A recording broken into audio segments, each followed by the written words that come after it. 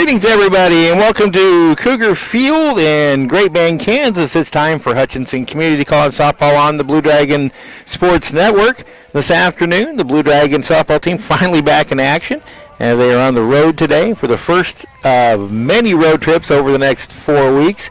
Today, they take on the Barton Cougars, again here from Cougar Field. Steve Carpenter with you, and welcome to all those Bartons tuning in for this one.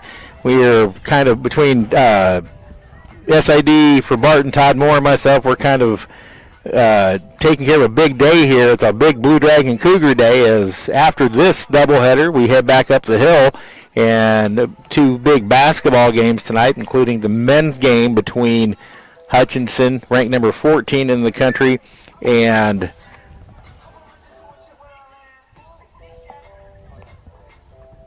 Barton, number 10 in the country. So that will wrap up the day. But here we have softball. Again, these two teams just getting their season started. Both played last Thursday. Hutchinson swept a pair from Pratt by the scores of 16-1 and 8-0. And then Barton dropped a pair to Cowley by the scores of 16-5 and 11-7. Hutchinson's going to face a much better offense as Barton comes in hitting .407 through their first two games. It's offense that can swing the bat. They've got pop in their bat or pop in their lineup, and DJ Cannon and Destiny Scholes will have a much tougher task to go against today. We're getting started a little bit late. We have some setup problems, but we've got everything going now. A little bit different view than you're normally used to if you're on the Blue Dragon Sports Network. You're broadcasting from out beyond the right field wall. So you'll see all the action a little bit different, and hopefully I won't get my left and rights turned around, as might be the case as we get going here before game number one. Let's get to the lineups for game number one. First, for the 2-0 Blue Dragons, Ashton Reynolds will lead it off and play center field. She'll be followed by shortstop Izzy Godinez batting second. Kiara DeCrane, the Jayhawk East Player of the Week, bats third. In the cleanup spot is first baseman Raven Bass. Pitcher DJ Cannon in the circle.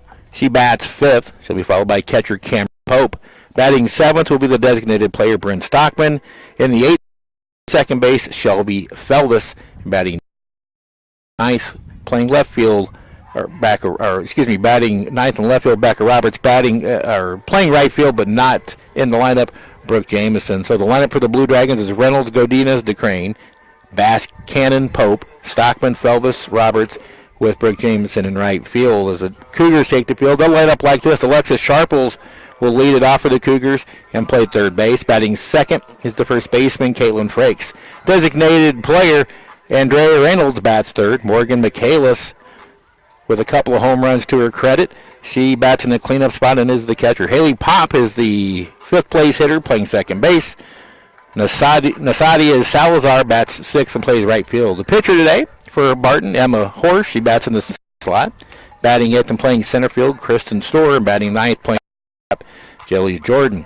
In the lineup, Hogan. So for the Cougars, it's Sharples, Frakes, Reynolds, Michaelis, Pop, Salazar, Horsch, Storr, and Jordan, and Bailey Hogan in left field. So kind of a collaborative effort between Todd Moore and myself. This is going to be the last chance for the Blue Dragon Sports Network to have a chance at streaming the Blue Dragons until March 13th. And with a day like it is today, a gorgeous day here just north of Great Bend, Kansas. Temperature is about 65, a little bit of wind, hazy skies above. When we left Hutchinson, it was we could still see our breath when that fog rolled in. So it's a much better situation out here in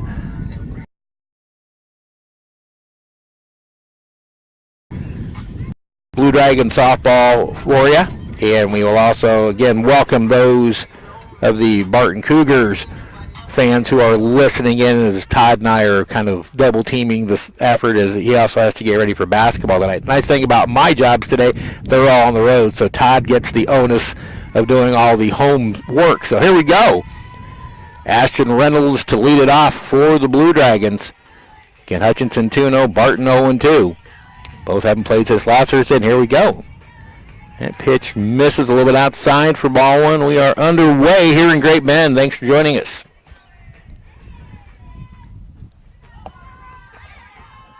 Reynolds off to a great start on Thursday against Pratt. There's a strike at the knees. Evens the count at 1-1.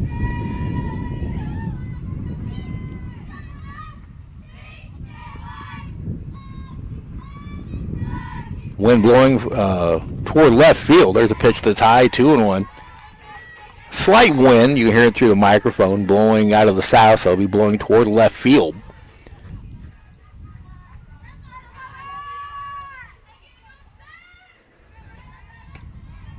Strike called, and it's 2-2 to Ashton Reynolds. The sophomore played at Andale High School.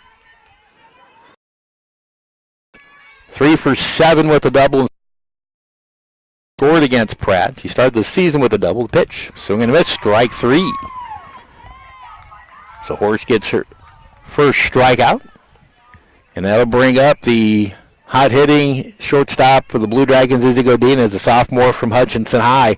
What a start to her season. 6 for 6 to start the season. Her 7th plate appearance was a sac fly, so 7 plate appearances. She scored 5 runs, driven in 5 with 1 double. And that wasn't even the most impressive opening day performance by a Blue Dragon on Thursday against Pratt. That performance is in the on-deck circle in Kiara DeCrane. Horsch's pitch upstairs for ball 1 to Izzy.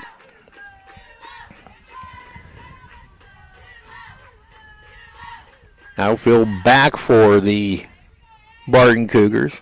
Corners are just a step above or in front of the bags. That pitch sails outside, and it's 2-0 to Godinez.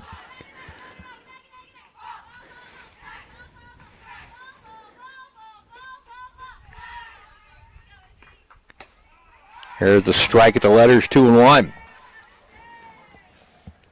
Wasn't a great afternoon for Barton pitchers in their first 2 games against Cowley. Again, Cowley, Region 6 champion, finished high in the NJCA world. There's a little looper that lands into right field for a base hit.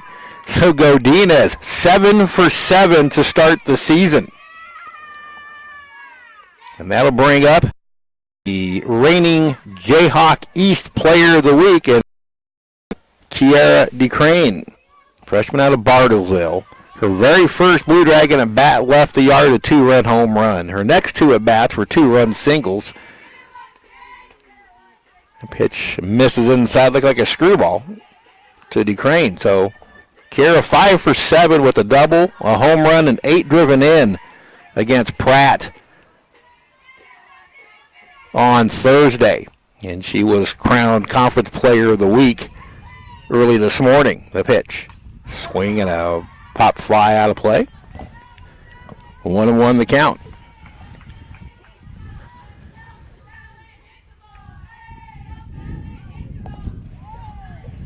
Emma Horsch, right-hander out of Lyons with the Sterling High School. We'll get her numbers here in just a moment. Showing bunt. The bunt's popped up and caught by the catcher, Michaelis. Snap throw to first, and Izzy's back in time, but there's 2 away. So DeCrane trying to catch the Barton defense napping with a bunt attempt. She pops it up. It was an easy catch for Michaelis. Now 2 away for the first baseman, Raven Bass.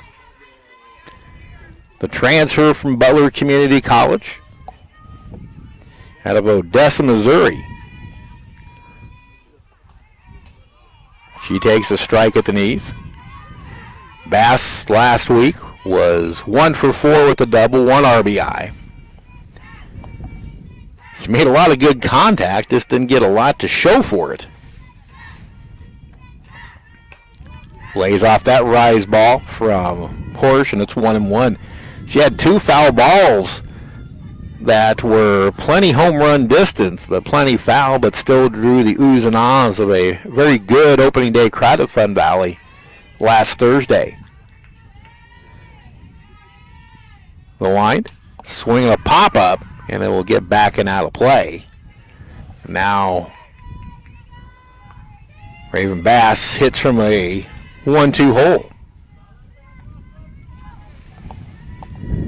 Jamie Rose, the 14th-year head coach, over in the first base box. Ben Winsett running the controls over in the third base box.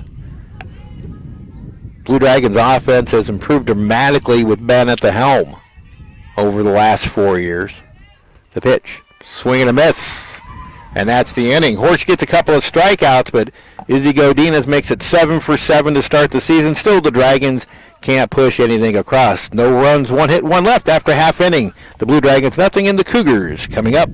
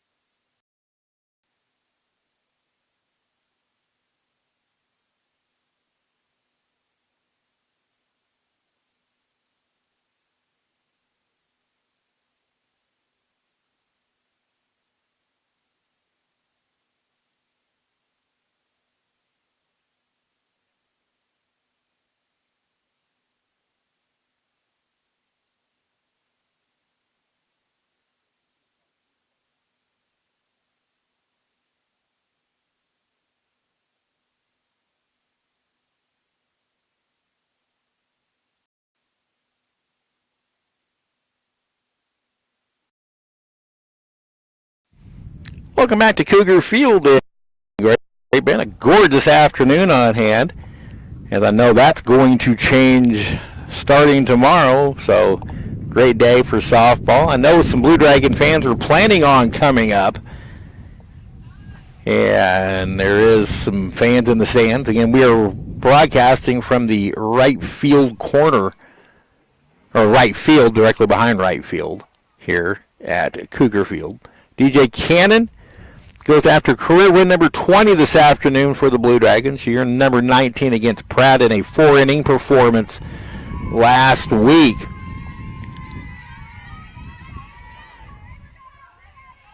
DJ allowed 4 hits, struck out 6, gave up no runs. She will face third base Alexis Sharples to start off.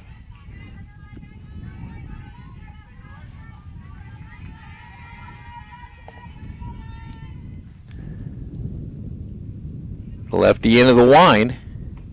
Here's a strike on the inside corner. Count even at a ball and a strike.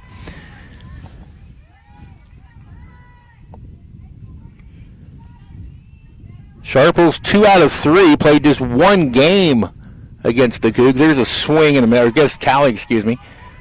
1-2 the count now to Sharples. 2 hits. Scored 3 runs in that 1 game. And the Cougars had a very good offensive day. They just had a very tough pitching day. There's a rise ball that misses, and it's 2-2. If you remember on Thursday, DJ Cannon drive right in the leg. And it was a pretty spooky. Got her swinging, 1 away. And his career strikeout number 201 for DJ Cannon. And that'll bring up the first baseman, Caitlin Frakes, at Topeka Seaman High School. Frakes 1 for 3 in 1 game played against Cali last Thursday. Lefty-lefty matchup, the wind and the pitch. Change-up misses low and in ball 1. Cannon took a line drive right in the knee, or so we thought. It grazed the knee, but it caught her square and dropped her right as she stood. Swing and a miss at a rise ball, 1-1 the count. She finished out the inning and then was pulled. It was a rather cold day, if you remember. And she was very sore for a few days, so we'll see how it affects her this afternoon, the wind of the pitch. Little pop-up. Knocked. It was a caught out of the air. It was by second baseman Shelby Felvis, and there's two away. Again, different angle. Couldn't see if it dropped in front of Felvis, but she makes the catch for the second out. That'll bring up the designated player, Andriana Reynolds. Pitt Meadows, British Columbia, Riverside Secondary School. Hitting from the right side, the pitch. Screwball catches the outside corner for strike one. Reynolds played just one game, 1 for 3. And pitch gets away back to the screen. Cam Pope making her third consecutive start behind the dish for Hutchinson. She was a starting third baseman all last year. Dragons have a lot of depth at all positions this year, something they haven't had in years past. The pitch sails outside and a little bit high, 2-1. Cam did a very nice job in receiving all three Hutchinson pitchers that pitched Thursday. So we're going to miss on a rise ball, and it's 2-2 to Reynolds. With the 6 strikeouts last Thursday, DJ Cannon reached 200 for her career. Looking for number 202 right here. Line shot toward the gap in left center field. This will get down to go for extra bases. That was a change-up that hung. That's one thing I did see from out here. And it's a 2-out double for Reynolds, and the Cougars have a little something going with 2 out. That'll bring up catcher Morgan Michaelis out of Lyons High School.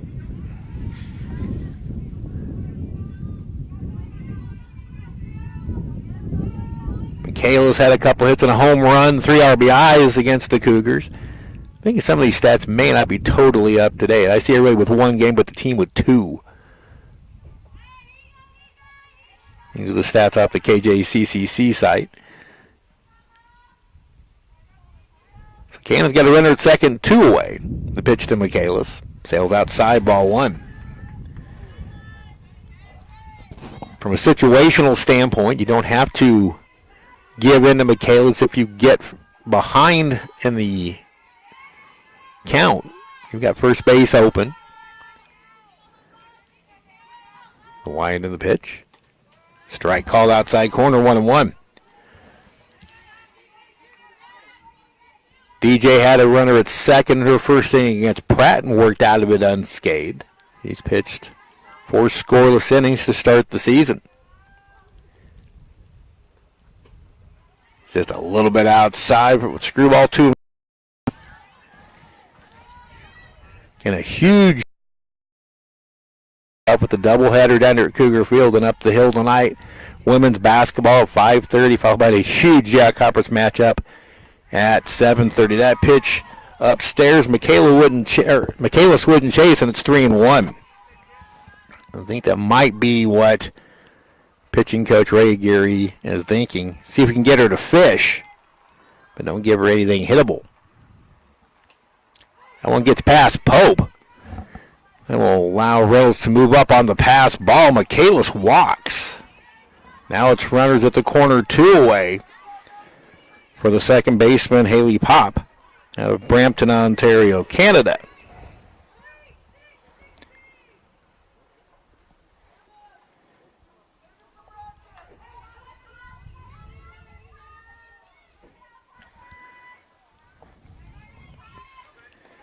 Righty-lefty matchup, the pitch.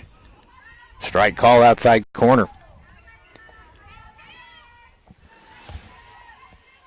Pop 1 for 3 against Cowley with an RBI. I think they are missing a game because they had 13 runs scored. They're only showing 6. That pitch outside, and it's 1-1, or excuse me, it's 2-0. Or 1-1, excuse me.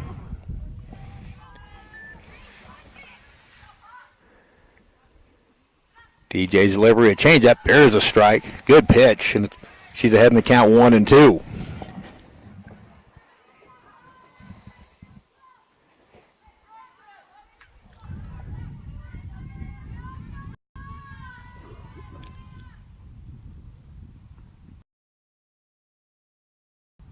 Cannon tries the outside corner, misses. Now 2-2. So this is the pitch she wants to make it happen. She got the first two batters. Reynolds doubled on a hanging changeup. And Michaelis walked. Reynolds moved up to third on a pass ball. Now it's 2-2 to Pop. The pitch. Just miss, and it'll be a full count. So the runner at first, Michaelis, will go on the pitch. 3-2, 2 outs. See what DJ dials up here. Bad one will load them up. Fouled out of play, and we'll do it again.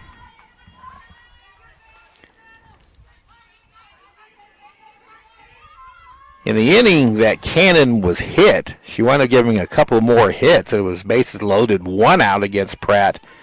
She got out of that unscathed. Here's the payoff. Fouled out. Back again.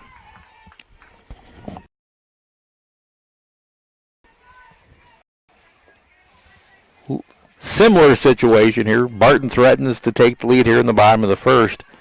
The Dragons got 1 hit but couldn't produce a run. Once again, the 3-2. Foul past the Cougar dugout, so Pop is fouled off 3 straight 3-2s. And the pitch count for DJ Cannon in the first inning has climbed to 26. Jamie Rose and Ray Geary will likely extend the pitchers a little bit today. The Dragons, after today, don't play again until a week from Friday.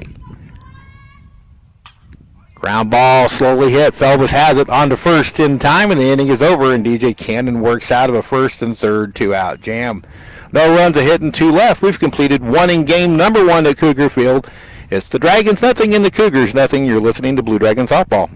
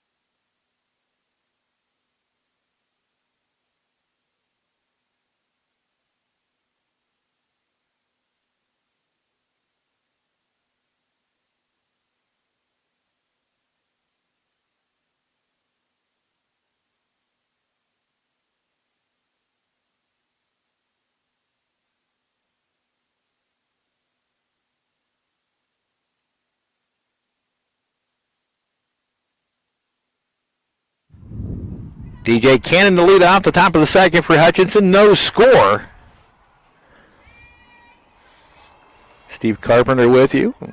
Welcome all the Blue Dragon fans and the Barton fans listening in. Again, we are Todd Moore, the Barton SID, and I are kind of a collaborative effort today, helping him out because he's got all these home games. There's a swing and a miss from Emma Horst to DJ Cannon to start off the second.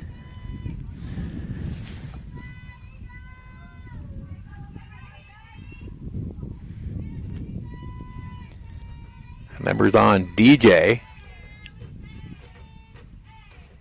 was 0 for 3. Now it's 0-2 to Cannon. 0 for 3, and only played in 1 game. Walked once, struck out twice. The pitch. Way upstairs on a rise ball. DJ wouldn't bite. She's down on the count now, 1-2. Cannon last year really took off with about the second half of the season. Takes a pitch low and in. The count even now at 2-2.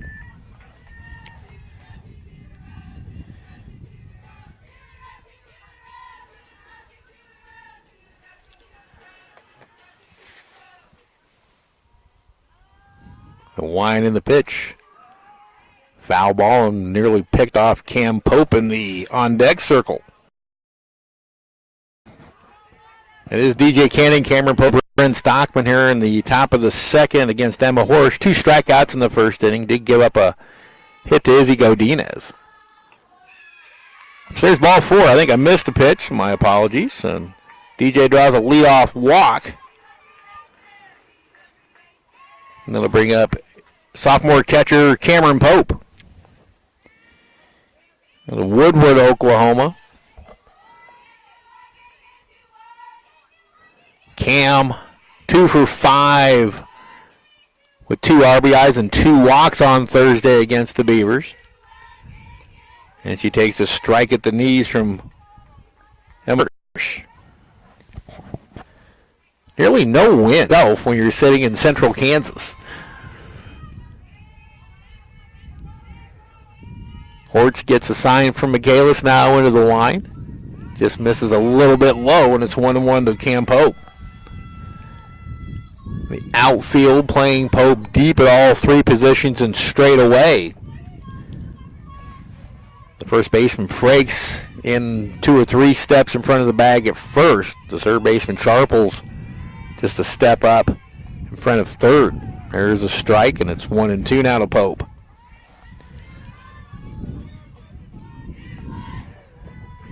Kind of a weird early schedule. The Dragons were supposed to play Friday, Saturday last week. Weather pushed the Pratt games up and the Colby games back, and the Colby game still got canceled as Pope fouled that pitch back to stay alive at 1-2. 6 straight games scheduled against Jayhawk West competition. Colby games still have yet to be rescheduled, if they will be at all. And then after today, they're off for 9 days before they drive to Tishomingo, Oklahoma to take on Murray State in a doubleheader. Pope gets hit in the leg, and it's 2 on to start the second for the Dragons. We base on balls and a hit by pitch. So Pope reaches the Blue Dragon way. It's the 3rd Blue Dragon to get plucked in this early season, and that'll bring up the designated hitter, Brynne Stockman. Blue Valley West product. Stockman 1 for 5 on Thursday with a run and an RBI. Hit the ball well. 200-foot fences. She would have had 3 home runs against Pratt. Pitch catches the outside corner. I'm not sure Brynne thought so, but she's down to the count 0-1. 3 fly balls to the warning track in center field or left center field for Brynne last week. So she hit the ball well. Again, just not a lot to show. Strike on the inside corner. So she's gone outside, inside at Horsch, and now Stockman's down to the count 0-2. DJ Cannon at second, Cameron Pope at first. A walk and a hit batsman. Now Stockman hits from an 0-2 hole. Horsch into the wind.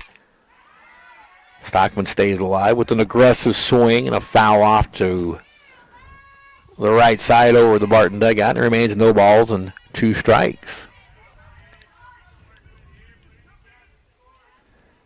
I came prepared today. I've got heavy coats. I can peel off layers. I'm not my first rodeo in February softball. The pitch got her swinging on a changeup. Stockman strikes out for out number 1 here in the second.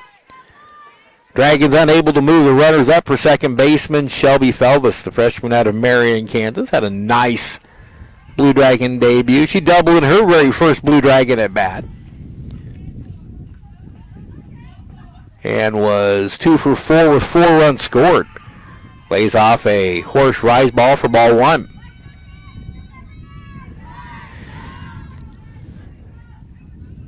Blue Dragon baseball had their series this weekend. It's supposed to be 3 game set at Northeast Texas moved up a couple of days. That pitch misses outside, 2-0 to Felvis. They're supposed to play single games on Friday, Saturday, and Sunday against Northeast Texas and Mount Pleasant. They will now play a doubleheader tomorrow beginning at 1 and a single game on Friday. Time yet to be determined, but probably noon. Strike on the inside corner, 2-1 to Felvis.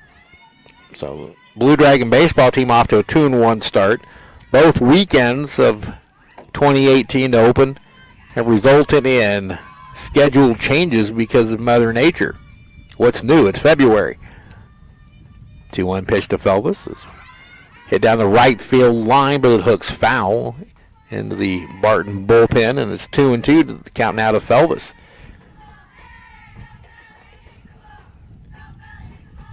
Becca Roberts is next.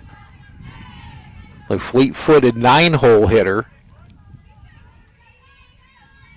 of the Blue Dragons. See what Felvis can do here. First and second, 1 out. The pitch. Swinging, runners go, and the ball's dropped by the third baseman, so the throw been held by Sharple, she probably would have been out. But you also can't assume the out, so it's a strikeout and a stolen base for Cannon. Now it's runners at the corners, 2 away for Becca Roberts, a sophomore transfer from Garden City Community College. And they've been Oklahoma. Slapping a pop foul back out of play. So Horsch has done a nice job in getting to the brink of getting out of this inning without a runner crossing the plate. All started with a walk and a hit batsman. Now it's runners at the corners, 2 away. Strike at the knees, and Roberts with it from an 0-2 hole.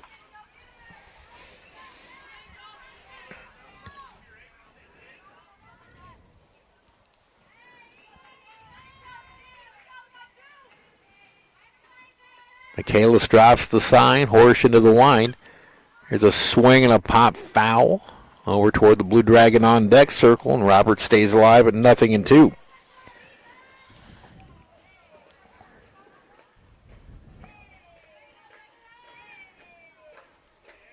My first broadcast from Cougar Field, I've been over at Lawson Biggsfield many times for baseball. It's my first softball broadcast.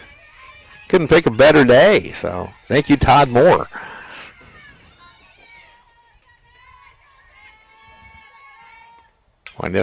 Right back to the pitcher, Horsch. He'll make the throw to first in time, and the inning is over. Promising start for the Dragons, but they can't push anything across. No runs, no hits, 2 left. After an inning and a half, there's no score in Great Bend.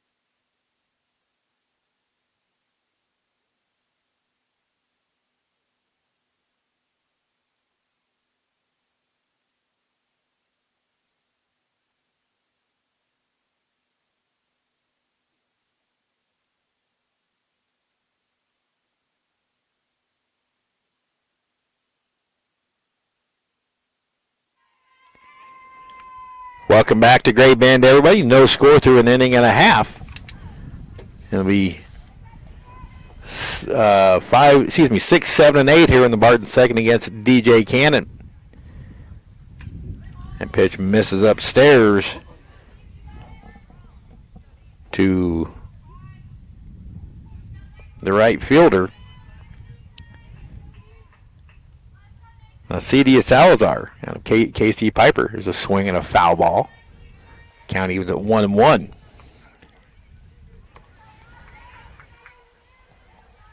I can sympathize with Barton SID Todd Moore. I've had multiple home games many, many times. He has too, so he's one of the good ones in the Jayhawk. And we work together as SIDs. Here's a swing and a miss. Up in the count on Salazar 1-2. It was just a perfect storm that allowed me to be up here today, considering basketball is just up the hill right after these games. Here's a swing and a foul back out of play. Cannon got off to a nice start in the first inning with a strikeout and a pop-up, then a double on a 2-2 pitch by Reynolds. Michaelis walked, and then Reynolds moves up to third on a pass ball. There's a swing and a miss. Strike number 3. Second strikeout for Cannon, one away here for the pitcher, Emma Horsch. Then in the first,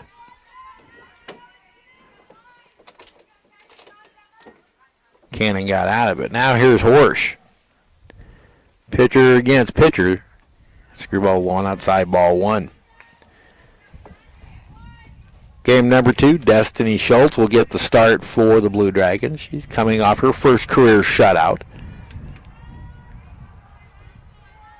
against Pratt in an 8-0 win last Thursday. Swung at a rise ball, and it's 1-1.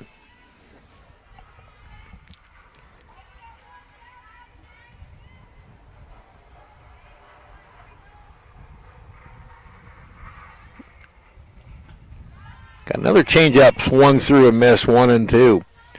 Cougar Field lined by a bunch of pine trees. Very pretty setting here just north of Great Bend. In fact, all of the Barton team complexes are here. There's a drive high and deep to center field, and this one is gone. Barton has a 1-0 lead. 1-2 pitch, and Horsch got a hold of it, drove it to dead center, and Barton has a 1-0 lead. So DJ again hangs another pitch. That's the second one today, and they've both been hit hard. One for a double and one out of the park. That is the first one she has surrendered this season. So the first time in 2018 the Blue Dragons play from behind.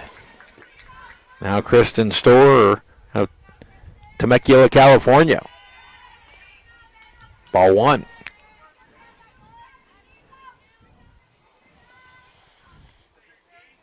Talking with Ray Geary, they really were watching DJ close after being struck with that line drive. Swung on and missed. Don't think she's feeling any ill effects. She's just missed on a couple of pitches. And she's playing against a Barton lineup that is much more powerful than Pratt's. Rise ball way upstairs, and it's 2-1.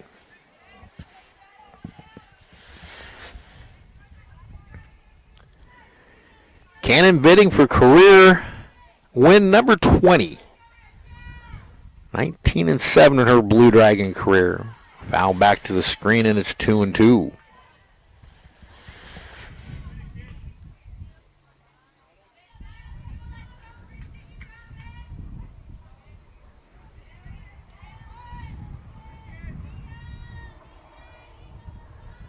Very bright sun right now. Feels good. The pitch popped up. Bass doesn't have a play that lands out of play, and it remains 2-2.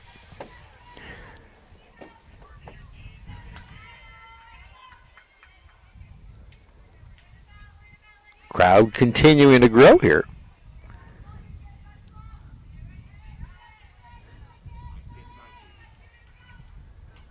Cannon looks in for the sign now, into the line, the pitch. Pop foul again. Seeing a lot of aggressive swings by the Barton Bats against DJ Cannon. She had a career-high strikeout to 12 in her freshman year, 6 last week to start the season, only going 4 innings.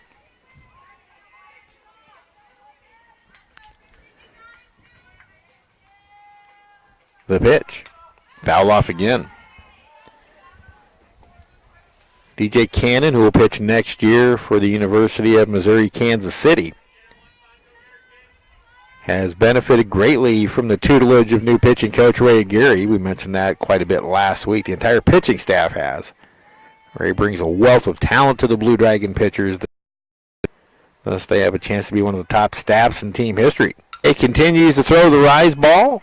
Storer continues to foul him off, and it stays 2 balls and 2 strikes as Cannon's pitch count is now pitch 43. But again, with the Dragons not playing for another 9 days, they will likely extend DJ a little bit further than they normally might. Change up. Roll up the middle for a base hit. Third Barton hit against Cannon. And it's 1 on, 1 out with a run in for the 9-hole hitter and shortstop Jayla Jordan. Jordan out of Oklahoma City, Oklahoma, Millwood High School. Here's a strike.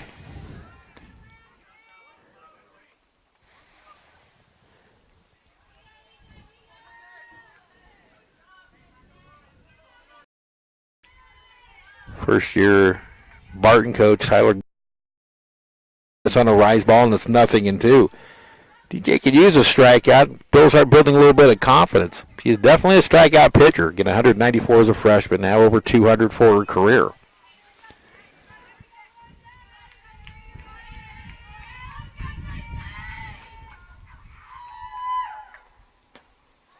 That pitch didn't miss by much, right around the plate.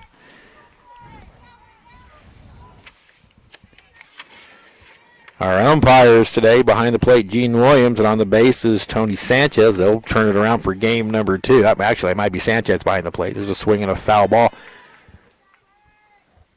Another fouled off 2-strike pitch. Been a ton of them thrown by DJ Cannon. Those that just have an accumulative effect on a pitcher, especially later in the games, and the pitch counts up there another 10 to 15 pitches, and normally might be. Here's a called strike for out number 2. DJ didn't mess around with the corners with that one. She just went right down the chute and got her 3rd strikeout. Now it's back to the top of the order. And third baseman Alexis Sharples. Sharples struck out swinging her first plate appearance against Cannon. One's fisted foul off to the left. As DJ delivers pitch number 50.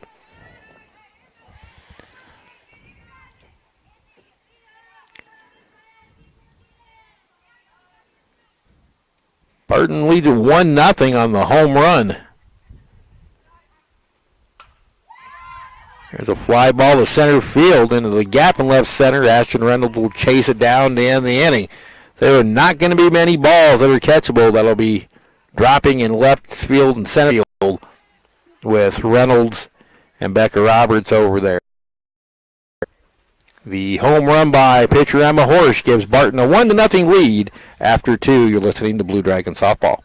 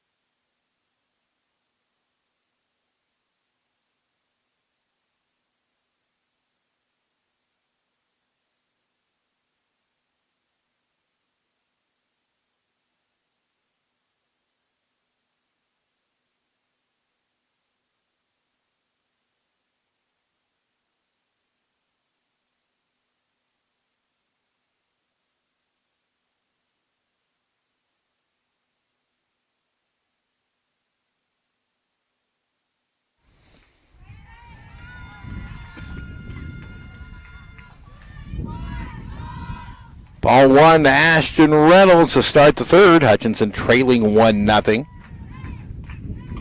There's a swing and a high pop to short. Catch is made for out number one. So Reynolds now 0 for 2, and that'll bring up Izzy Godinez.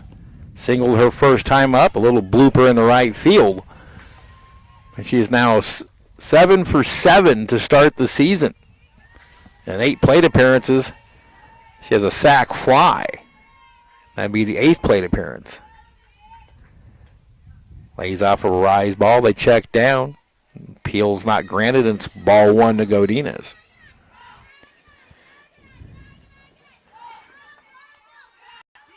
Hutch high product, Izzy Godinez. Grounded up to the second baseman. And for the first time this year, Izzy Godinez is retired as Pop throws her out. Very quickly, 2 up and 2 down here in the Dragon third. That'll bring up Kiara DeCrane, who tried to buffalo the Barton defense with a late show bunt, but it popped straight up. And Michaelis, the catcher, just stood up and made an easy grab. Hitting base, it hits that ball hard down the left field line, and it's foul. Not by much. You're going to notice this year that Kiara DeCrane and Raven Bass are going to hit some of the most impressive foul balls you will ever see. The bat speed, or the ball speed off of their bats, is absolutely tremendous. Horsch into the wind. Got her swinging on a changeup, and it's 0-2. Horsch right now very effective moving the ball in and out. Has the Dragons off balance. Hutchinson right now with just 1 hit in 2 2/3 innings. That a bloop single by Izzy Godinez. Called strike 3, and that's a 1-2-3 inning for Emma Horsch. She gets her 5th strikeout, and we've completed 2.5 here in Great Bend. Barton 1 and the Dragons 0.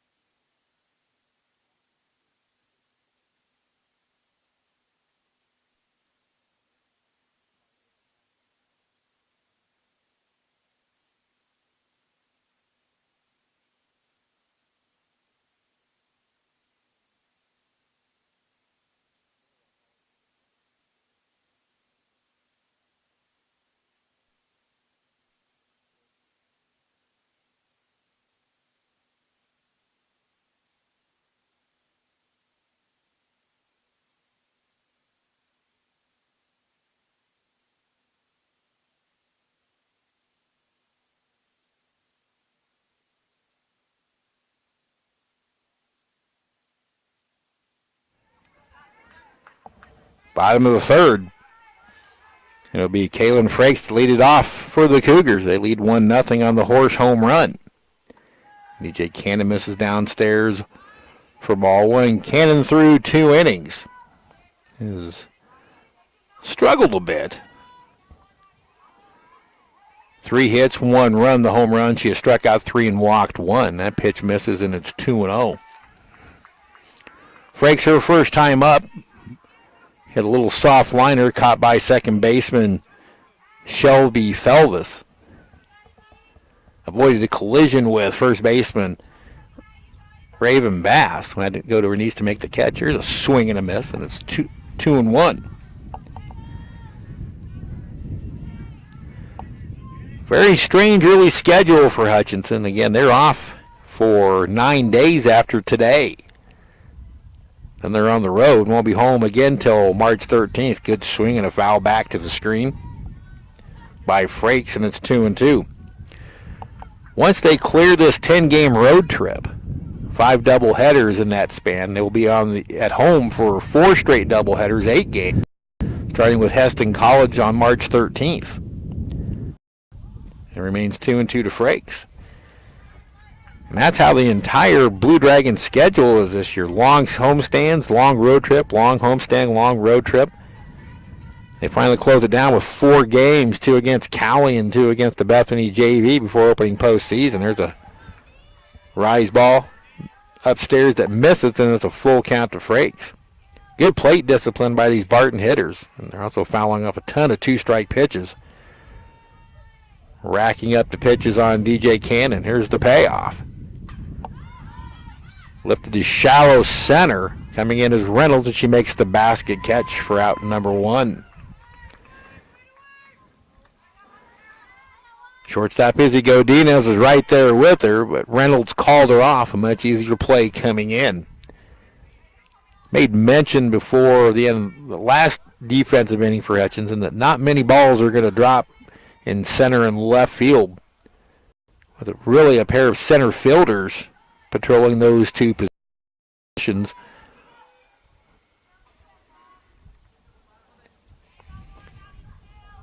Ball 1 to Reynolds. She doubled and was stranded at third in the first. That pitch misses 2-0. The pitch Reynolds hit was on a 1-2 count, and DJ just left a changeup right over the plate.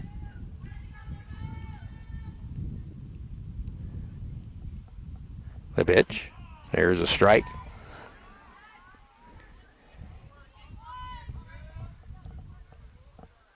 Andriana Reynolds out of Millwood High School, Oklahoma City, Oklahoma.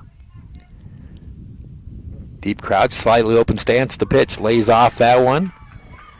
Now she's ahead in the count, 3-1.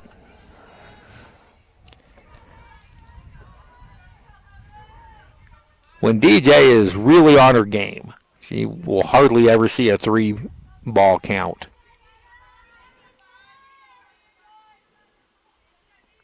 She delivers a 3-1 here and misses for ball 4. Second walk issued by DJ Cannon. 1 on, 1 out for the catcher, Morgan Michaelis. She's got a little pop in her bat. She had a couple of home runs against Cowley last Thursday here at Cougar Field.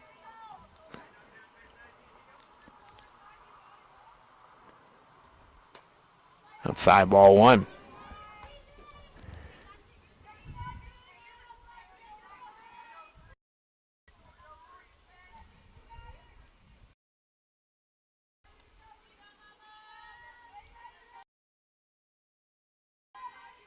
Just can't get over this weather right now. It is absolutely gorgeous up here in Great Bend. The pitch.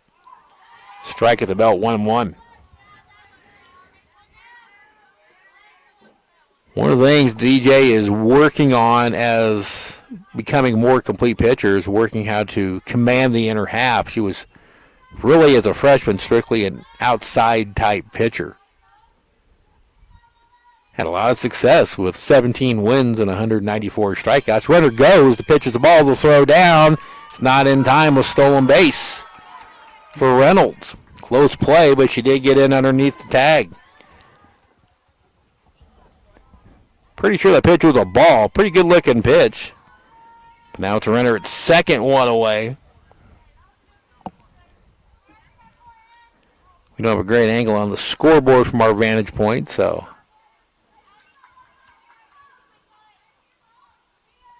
Barton threatens again with less than 2 out. The wind in the pitch. Low and away. And it's 3-1.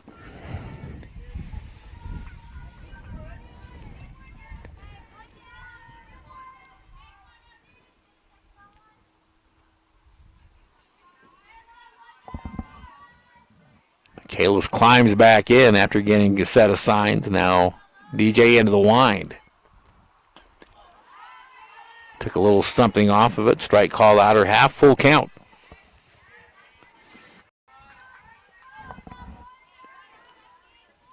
Pretty good 3-4 spots in the order for this Cougar lineup.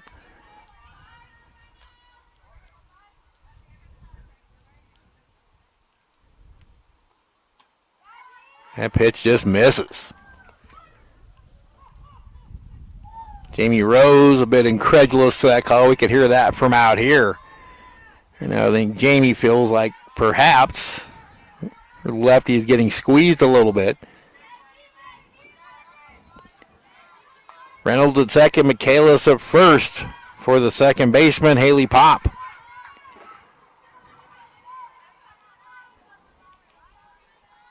See if Tyler Gunnelson will put the runners in motion here. Cannon misses high ball one. Right now, there's no reason to put anything in motion and take a chance because DJ is struggling with her command.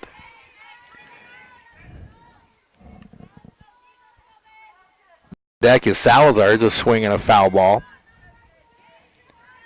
1-1 the count.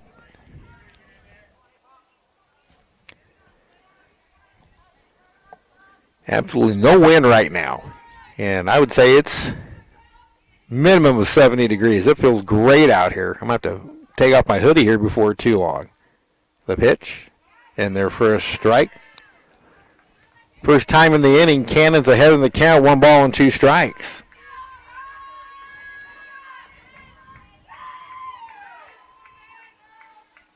Cannon would love a strikeout right here. Doesn't get it on that pitch, and it's 2-2. We had talked about waste pitches on advantage counts last week. That one really didn't set anything up. It was just a waste pitch out of the zone to see if somebody would chase. Did foul off to the right by Pop, and we'll do it again at 2-2. By and large, if you're ahead 0-2 in youth baseball, now you're just taught to throw one way outside. If somebody swings, you're going to get, it's a miracle, but you're not effectively pitching. Downstairs, another full count. 3 straight full counts by Cannon as her pitch count has reached 75.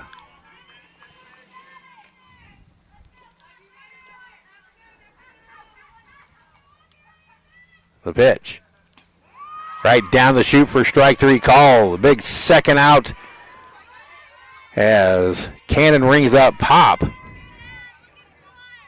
And a strike 4 for the Dragon lefty. And that'll bring up the fielder.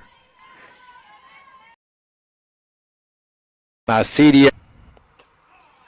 Strike 1 to Salazar. Salazar, the first time up, struck out swinging. On deck is Emma Horsch. Right now, she is the difference in this game, a solo home run in the second. Rise ball misses high, 1-1.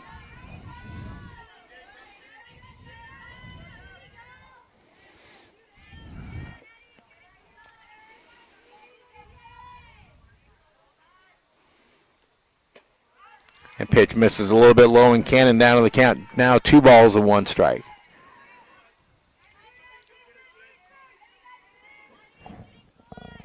Salazar hitting 6th in the order. The pitch. Swung through that changeup. Now DJ Cannon a strike away from getting out of the inning. 2-2.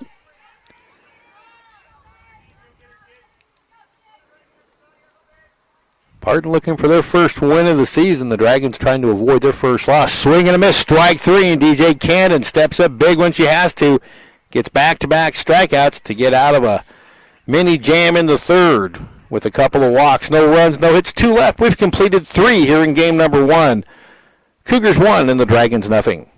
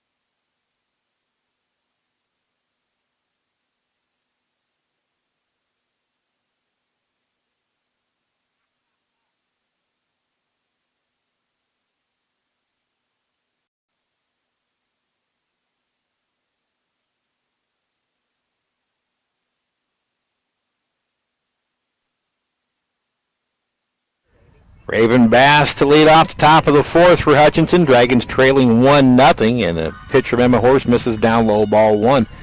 Emma Horst, through her first 3 innings, has yet to allow a run, to allow just 1 hit. She has struck out 5, walked 1, hit 1.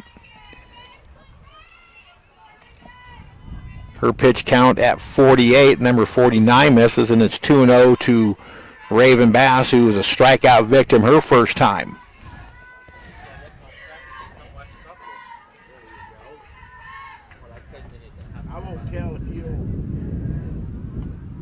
Bass hits one high and deep to center, and this is way out of here. We're tied. That didn't take long to leave the yard. Raven Bass with her first home run of the year, her 3rd career home run as a Blue Dragon, and that ties it up at 1 apiece. That time Raven just sat back on a pitch, launched it. A no-doubter. We're tied at 1. Second Blue Dragon home run of the year. And now pitcher DJ Cannon, who walked in her first plate appearance. She's shown some plate discipline this year with 3 walks now. Horse's pitch, strike called.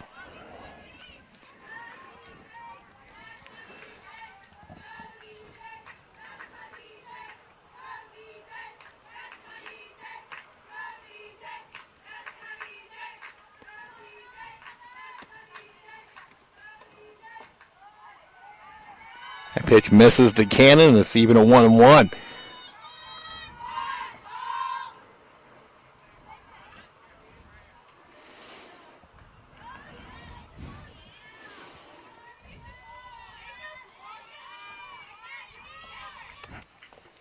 Cannon hits one towards down the left center field line. A diving catch by the left fielder. A web gem play there by the left fielder Hogan. So DJ Cannon hits it well once again, but is robbed of a hit. Now it's 1 out for Cameron Pope. Cam hit by a pitch her first time. Tied at 1-1 now. Raven Bass a solo home run, her first of the year. Cam got out of the front foot and popped it up. And the third baseman Sharples made 2-way. So Raven Bass kind of showed against Emma Horst. Just sit back and let the ball enter the zone. That time Cam was way out on her front foot. She's nothing for 1 now. Here's Brynne Stockman, a strikeout victim her first time. That ball's well hit to right center field, but chasing it down is the center fielder Store. A very loud inning for the Blue Dragons. And they tie it up on the home run by Raven Bass. Halfway through in game number 1, our new score, the Dragons won and the Cougars won.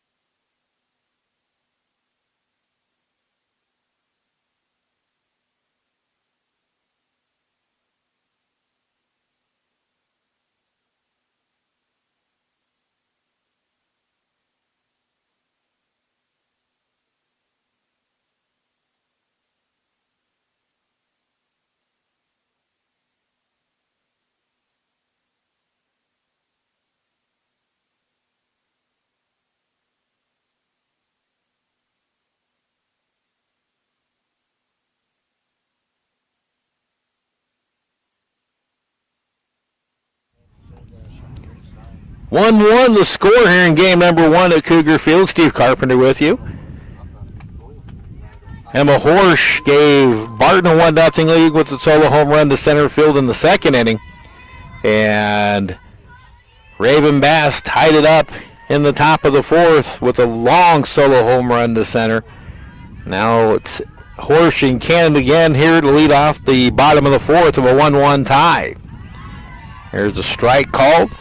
Cannon now through 3 innings with 4 strikeouts, 1 run allowed, 3 hits. He's walked 3. 1 to Horsch. The changeup that bounces in, and it's 1-1. Again, inside the right field fence. My first time doing one from the outfield. There's a swing and a foul back out of play. And Cannon up in the count 1-2 on Horsch. It was a 1-2 pitch that Horsch hit out of the yard in the second. Cannon hung a changeup. Cam Pope drops the sign, the pitch. Screwball just off the outer edge, 2-2. Cannon now at 85 pitches. Again, she struggled with her command a little bit. A ton of three ball counts. Already 5 full count. Fly ball down the right field line hooking, and it gets out of play. It's got full of 5 batters, and there have been a ton. 2 strike foul balls by the other one right there. Was again 2-2. Grounded to short. Godinez has it, pours it on across to Raven Bass, 1 away. There haven't been for this Dragon infield a whole lot of ground balls through the first 3 games. And that couple of fly balls to Ashton Reynolds was only the second and third fly ball outs in this early season. That's kind of astounding. Here's Kristen Storer. Took a called third for the second out of the second inning, and she takes a called strike here. Cannon's pitch count now at 88. Pitch counts in softball not nearly as important in baseball. Important, mind you, but pitch counts that baseball pitchers are now held to over, actually across the game.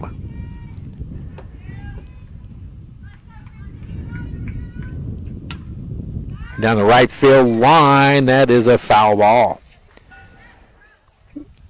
Back when I pitched in the early 1980s, I routinely went 150 pitches in 7 innings, which means I didn't throw enough strikes. But I was also a junk ball pitcher.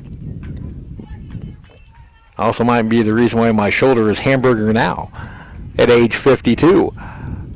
That also might have to do with millions of BP pitches over the years. That hitter. Storer hit with a pitch on a 1-2 count. And again,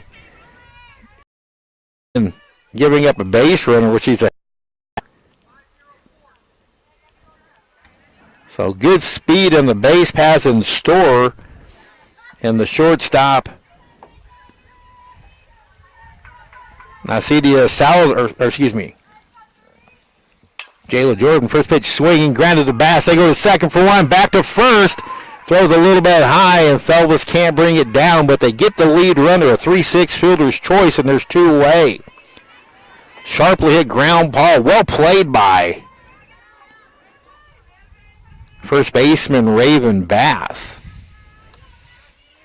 Good quick turn by Godinez at the bag at second, but to throw just high. Bit of bang-bang play anyway to get Jordan. Now Alexis Sharples hits for the third time. 0 for 2, a strikeout and a fly out to the left.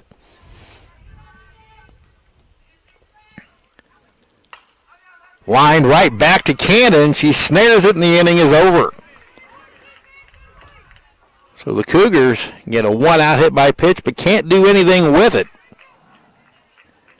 And after 4 innings, it's Hutchinson 1 and Barton 1 in game number 1 from Great Bend. You're listening to Blue Dragon Softball.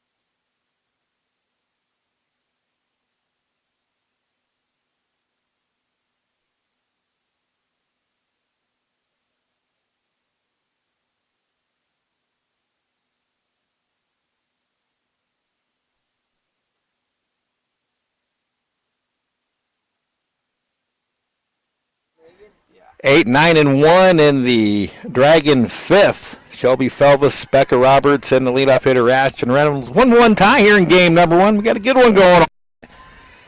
Welcome to all the Blue Dragon fans and the Cougar fans sitting in here on the Blue Dragon Sports Network. Horse into the line, and she delivers a strike to Shelby Felvis, who struck out swinging in her first at bat. That was only the 53rd pitch by Emma Horsch. Into the wind, taken downstairs for ball 1. Horsch through 4 innings has given up just the 1 run, the home run to Raven Bass. 2 hits, struck out 5 and walked 1. She's hit a batter. Ground ball right back to Horsch. Easy throw to first, 1 away here in the Dragon fifth.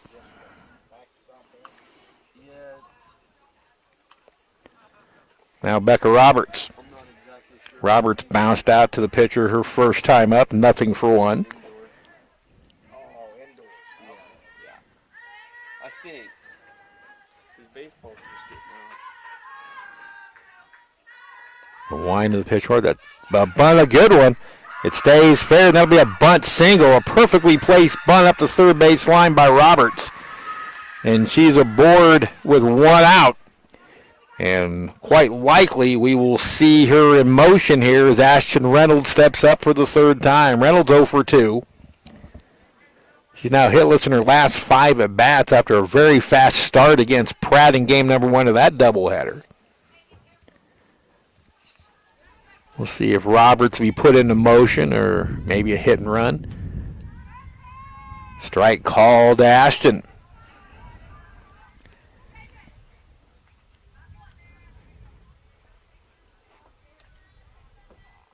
We got on the bus today. Ashton had several roses. She was handing them out to the players boarding the bus. This is Valentine's Day, so happy Valentine's Day to those listening in. The pitch, runner goes, pitches outside to throw down, and she's safe. Throw with a little to the first base side of the bag, and that allowed Roberts, who slid inside, to get in. And it's 1-1 to Reynolds. So an RBI opportunity with less than 2 outs for Ashton Reynolds. And now the Dragons right in the middle of their fastest part of the order. There's a hot shot foul outside of third. And it's 1-2 to Ashton Reynolds. Roberts, a legitimate leadoff hitter, hitting in the 9 slot. Then you have the leadoff hitter, Ashton Reynolds, and then Izzy Godinez, who scored from first base on a single last week against Pratt.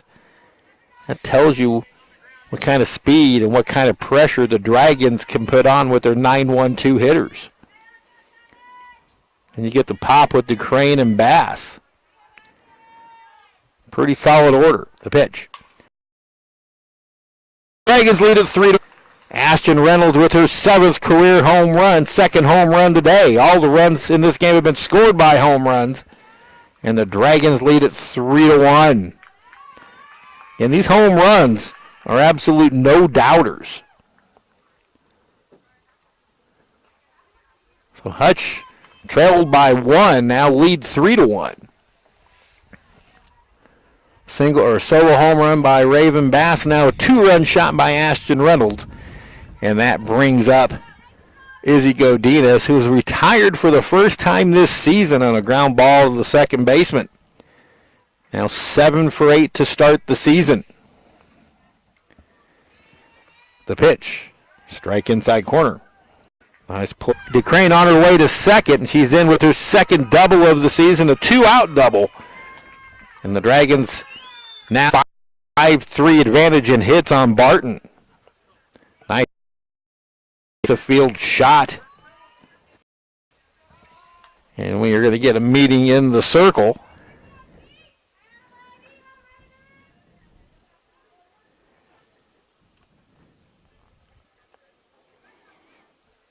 As my phone continues to blow up,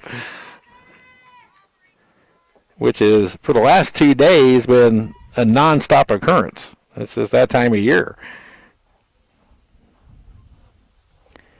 So, long meeting with head coach Tyler Gunnelson, first-year coach for the Cougars. Hutch trailed 1-0 on a Emma Horsch home run in the bottom of the second. Raven Bass tied the game with a solo home run in the fourth. Now the Dragons have a 3-1 lead as Ashton Reynolds leaves the yard. A 2-run shot after a Becca Roberts bunt. And now the Cougars are in a little bit of trouble. Just doubled, and it brings up Raven Bass, again, who homered her last time up. Rise ball. Nice discipline by Raven. She lays off for ball one. That home run, Raven's third as a Blue Dragon. Of course, she transferred from Butler, where she won one national championship. Off-speed pitch, hits the outside corner. 1-1 the count. Raven played only 13 games last year before injuring her arm on a swing. Missed the rest of the season, but got a medical red shirt. That pitch misses a little bit low and outside. 2-1 to Bass. Raven worked for me over the fall on the volleyball scorers table, and you could tell she was ready for this spring. Winding the pitch. High fly ball to right field. It's at the wall and gone! A 2-run home run. Opposite field shot for Raven Bass, and the Dragons lead at 5-1. That barely cleared the right field wall.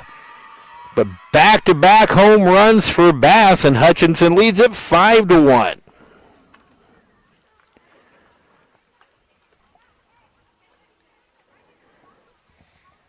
It was coming right at us as you were watching it on the screen. The only matter was it going to be caught or barely clear the fence, and it did. So the Dragons have 3 home runs on the afternoon. A solo shot by Bass, 2-run shots by Reynolds and Cannon. Hutchinson leads at 5-1 now. Cannon misses on that first pitch. Horsch.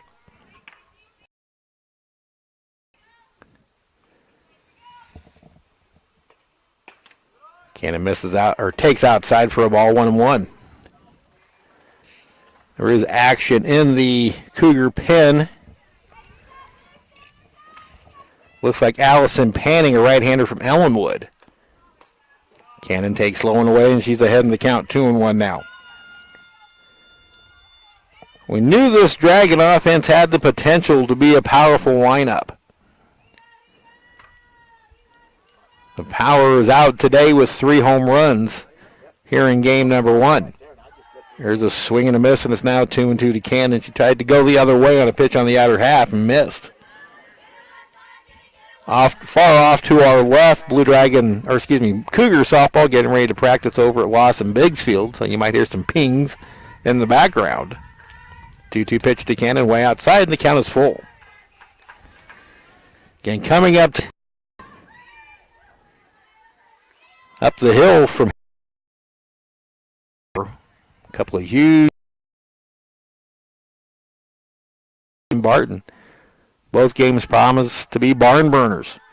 Hideaway ball 4. And very quickly, this game is getting away from Emma Horsch. Cameron Pope, the batter, she's looking for her first hit, 0-1. Hit by a pitch in the second, and popped to the third baseman in the fourth. She was way on her front foot on a changeup. So I told you a little bit ago that Raven Bass may have shown the blueprint on how to get to Emma Horsch, and that's just stay back and be patient. Now the Dragons have 3 home runs and 6 total hits. Strike 1 to Cameron Pope.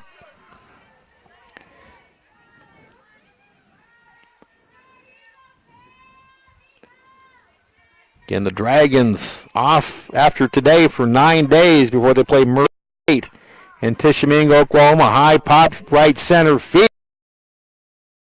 And it's a by the center fielder Storr. She has it, another web gem for the Cougar outfield, but the Dragons do some serious damage here in the fifth. A 4-run inning on 2 home runs, 2-2-run home runs by Reynolds and Bass. 4 runs all told, 4 hits, and 1 person left. We go to the bottom of the 5th inning. Our new score, the Blue Dragons 5 and the Cougars 1.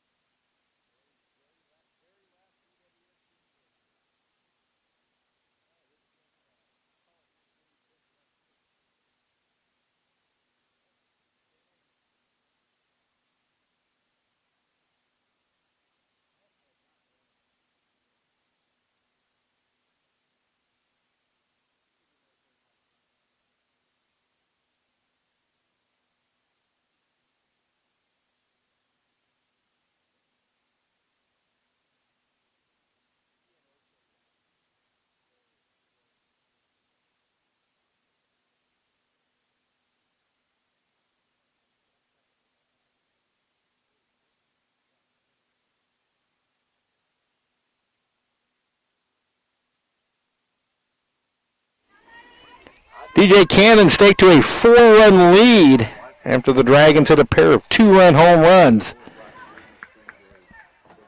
And Cannon will face 2, 3, and 4 here in the Barton 5th. Frakes, Reynolds, and Michaelis. So a big inning for DJ to reestablish some command.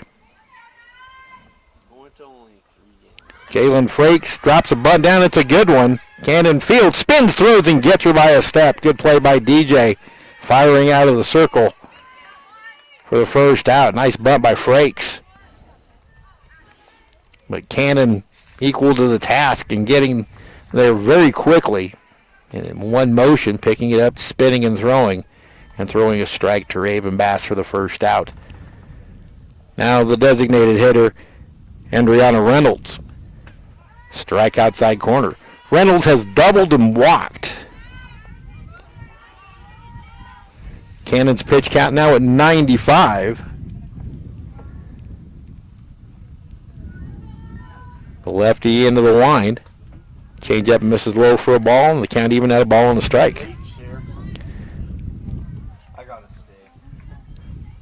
What are you doing, Carol? Are you taking pictures? No, you're gonna be up here. Cannon's pitch. I'll show you. That just misses, and it's 2-1.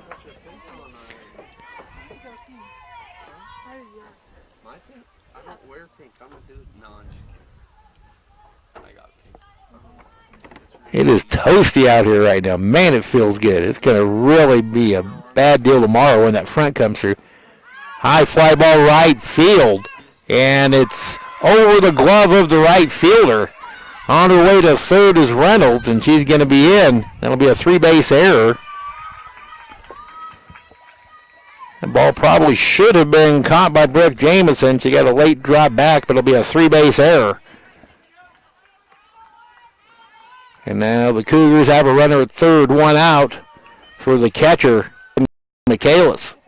Michaelis has walked twice.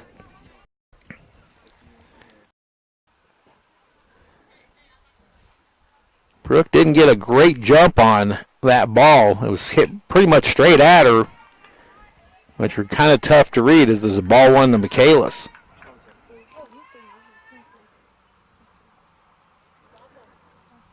So the Dragons lead 5-1 bottom of the fifth, but the Cougars threaten. Right now, DJ would just like to limit damage. One out in the inning, the pitch. Strike on the outside corner, a changeup. And that was pitch number 100 for DJ Cannon. 60 have been strikes.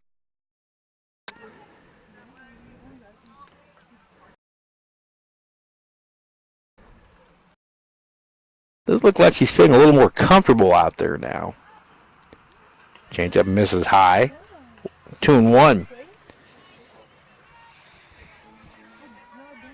Again, she was hit square in the leg with a line drive. Fortunately, it wasn't right off the kneecap or the shin area and got her on the side, but it got her square enough where it dropped her. That pitch outside, and it's 3-1. And now Cannon's not giving Michaelis anything much to hit.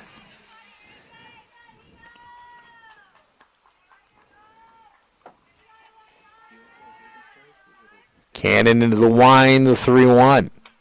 Strike, and it's a full count. So here's the game within the game with first base unoccupied, a 4-run lead, a runner at third and one out. You challenge Michaelis or you continue to pitch around her? We'll find out right here. Here's the payoff. Walked her. Pretty close pitch, and DJ didn't get the call. Runners at the corners now, one out. For Cannon, that is her fourth walk issued. We're getting a pinch hitter. Oh, pinch runner, excuse me. Nuwayo out of Pitt Meadows, British Columbia. Pinch running at first base for Michaelis.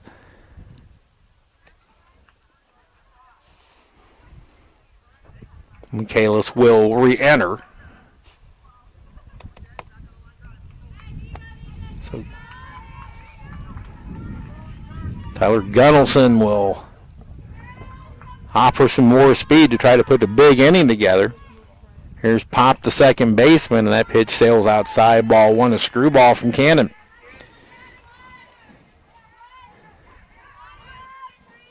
Haley Pop is 0 for 2, a ground out, and took a called third. Strike outside corner, 1-1. Fifth inning, the pitch count at 106. And the Dragons won't play again for 9 more days. So recovery time won't be an issue for DJ Cannon. High and away for ball two. Count now 2-1 in favor of the Cougars. Pop. Outfield deep at all three positions for the Dragons. Reynolds at third on a 3-base error by the right fielder, Brooke Jamison. Pitch foul back. Out of play. Bass gave it a chase but had no chance at it.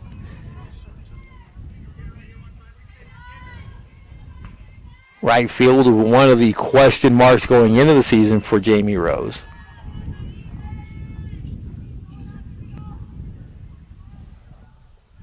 The pitch, foul back again. So Pop stays alive as the Cougars continue to fight off multiple two-strike pitches. For Cougar head coach Tyler Gunnelson, you got again the 2-2. Struck her out swing, 2 away. Big second out. Now DJ Cannon has 6 strikeouts and 4 walks. She's allowed 3 hits and 1 earned run. And she will face Salazar, the right fielder. Takes ball 1. Salazar is struck out twice with a strike. My bad. My apologies. Strike called. Again, we're out here in right field trying to look at computers, keep an eye on the action. A crack staff to my right here. Downstairs in the count.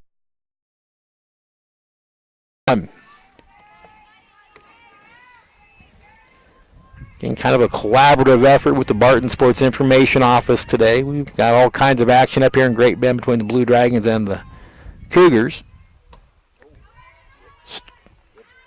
She went around, and it's 1-2 to Salazar. So Cannon, a pitch away from getting out of this jam. Hasn't been sharp, but she hasn't been terrible either. Rise ball stays up, or misses way high upstairs, and it's 2-2. You haven't seen Cougars chase the rise ball too often today. 2-2 pitch. Foul back to the screen.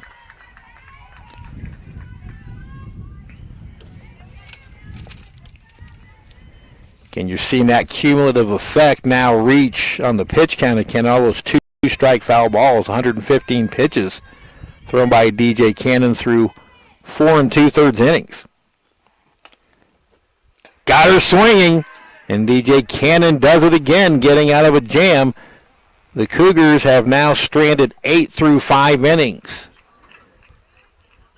No runs, no hits, 1 error and 2 left. We go to the 6th.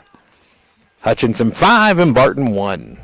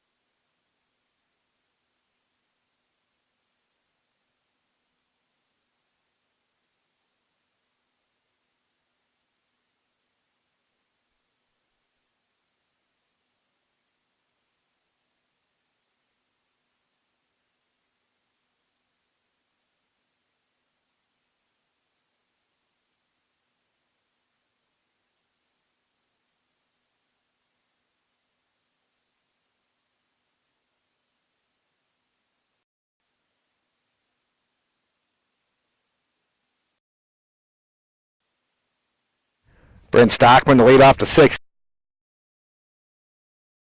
for Hutchinson. This game has been all about home runs. And in the homer count, Hutchinson leads that 3-1 and lead on the scoreboard 5-1. Brynne Stockman, Shelby Felbus, and Becca Roberts, 7, 8, 9, here to start the 6th. Dragons bidding for their 3rd win to start the season. Stockman 0 for 2. Swings and fouls that one back. Count even at 1-1.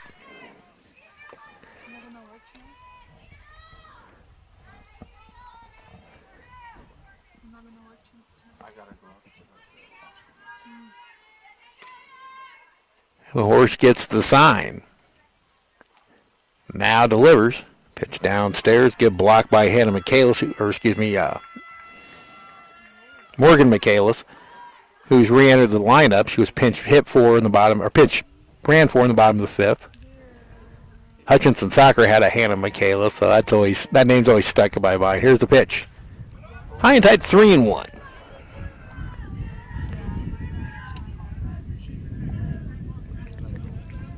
Last Thursday wasn't a day for a lot of power. The wind was blowing in from right. What wind is here is blowing out toward left.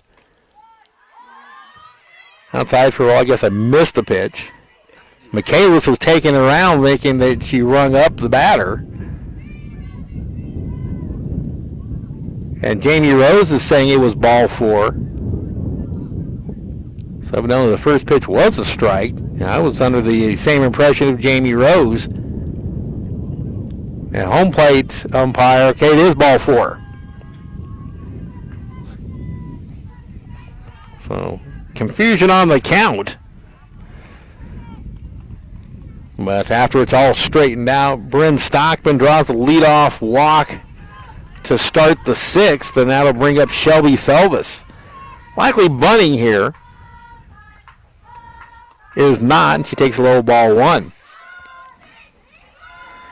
I have come to realize that Ben Whitsitt will bunt when I'm not thinking about it and then drop one down again not drop one down when I am thinking about it. But the Dragons also have a potent lineup. Pitch taken high. 2-0 to Felvis, and she hasn't shown a bunt yet. Emma Horsch up to 82 pitches on the pitch count.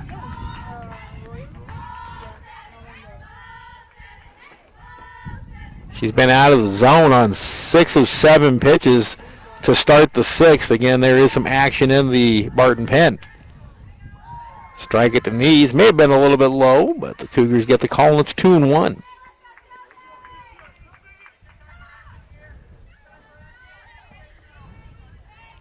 I believe Barton is having their pink out night tonight with the Blue Dragons. Hutchinson has its Saturday night against Cowley. Felvis bunts through that one, snap throw behind the runner, and back in safely is Stockman. But now it's 2-2 to Felvis. Pitch looked like it was going to be low, but Shelby offered at it anyway, and now the count even at 2-2.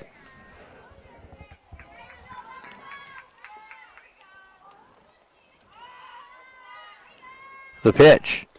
Taken low, and it's a full count to Shelby.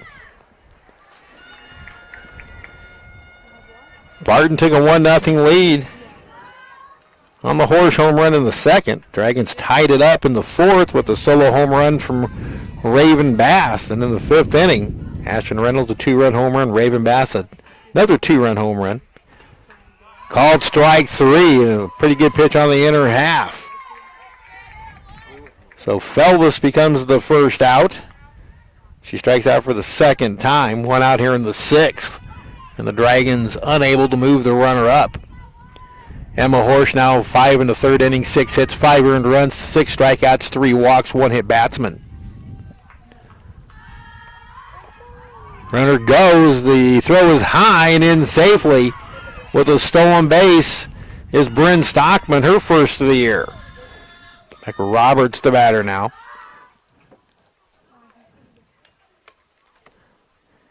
Dragons now 4 for 4, 5 for 5 in stolen bases for the year. Tyler Gunnelson comes out and talked to the base umpire, Gene Williams. I think he may be inquiring as to if Brynne Stockman left the bag early. Cougar infield into the circle, talking with their pitcher. And there is no movement in terms of changing a call. Tyler Gunnelson returns to the dugout. And Brynne Stockman remains at second base with 1 out. Here in the sixth, the Dragons leading 5-1. 1-0 count to Becca Roberts. Who had a bunt single ahead of Ashton Reynolds' 2-run home run. She bunts this one up the third base line, but it rolls foul.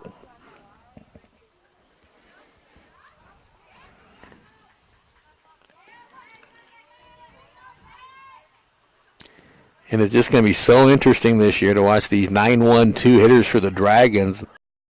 All the things they can do. And again, Reynolds and Godin up in the bat as well. We saw that in Ashton's last AB. Pitch taken low and away for a ball. 2-1 now to Becca Roberts.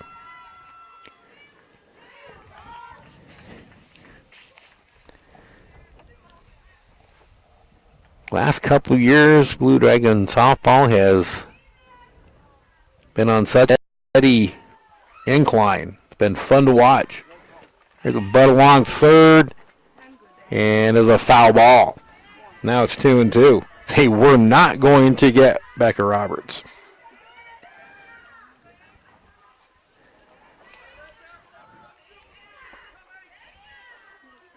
So if she puts a well-placed bunt down, you're going to see third baseman creeping in on her. She can also slice it the other way, so you can't creep in too far as the third baseman. You got to respect that. But her bunt game is awesome. Ground ball to short. Play at first. What's the call at first? I did not see a call. They call her safe? There's no call. Evidently she's out at first as Roberts returns, and moving up to third is Stockman now with 2 outs. I did not see either umpire make a call. I didn't even hear an audible call.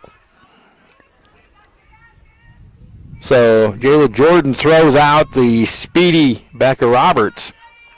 Moves Stockman up to third with a big insurance run. Now it's 2 out for Ashton Reynolds.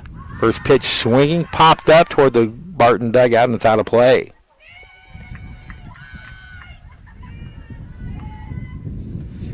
Tell you the way the weather is right now, I'm not sure I want to go inside to watch basketball tonight. It's gorgeous out here. After being cooped up all winter in this crazy cold weather. Strike at the knees, good pitch from Horsch, and it's 0-2 to Ashton Reynolds.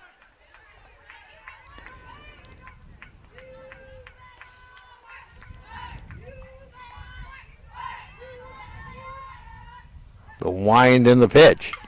Hit well to center field. That's down for a hit, and the Dragons get a big insurance run.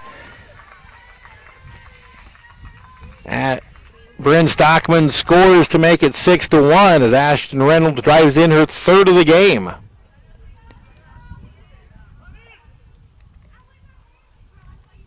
And the Dragons now lead at 6-1. 6 runs, 7 hits, 1 error for Hutchinson, 1 run, 3 hits, no errors for Barton.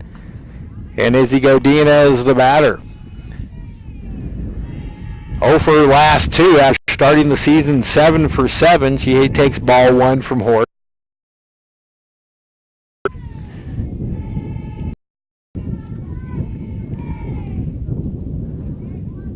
The wind in the pitch. Slice foul out of play, and it's 1-1.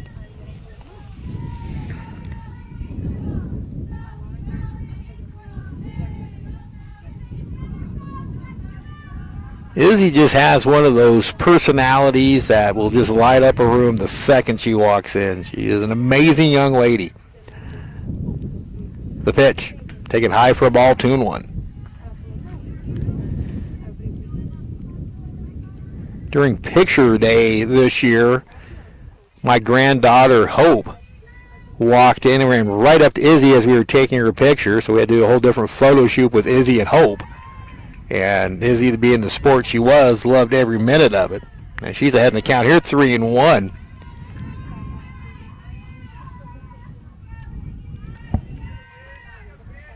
Godinez can wait on her pitch. Run her first 2 away, a run already across the inning. It's taken way outside. Evidently I missed another pitch, so it must be 2-2. 2-2 or 3-2.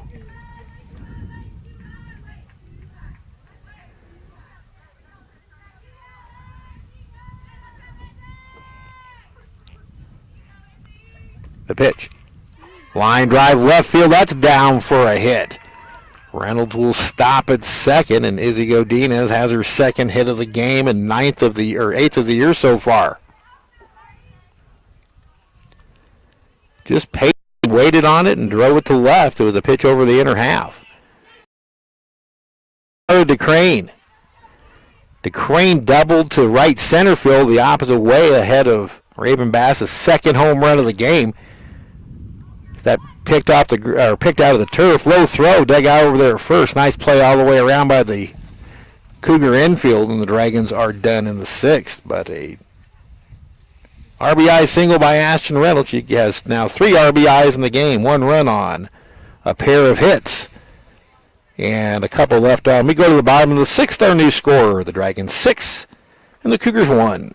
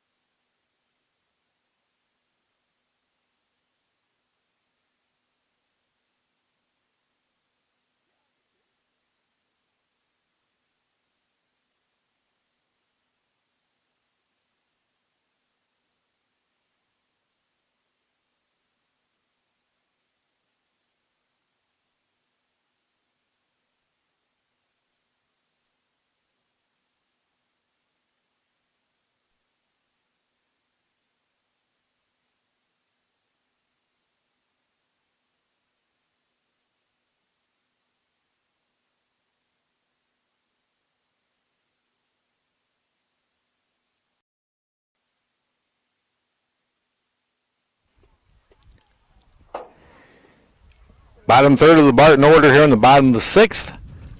A 6-1 Hutchinson lead.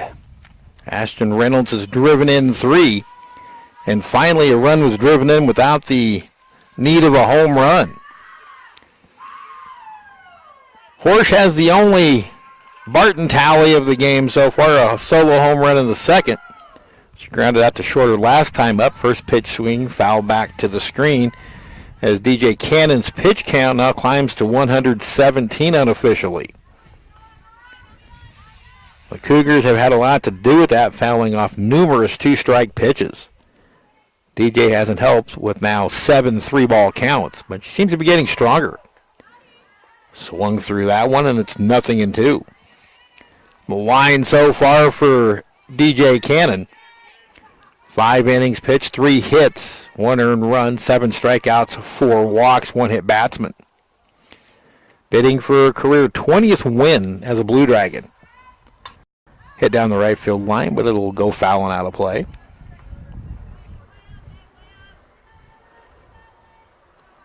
It remains 0-2.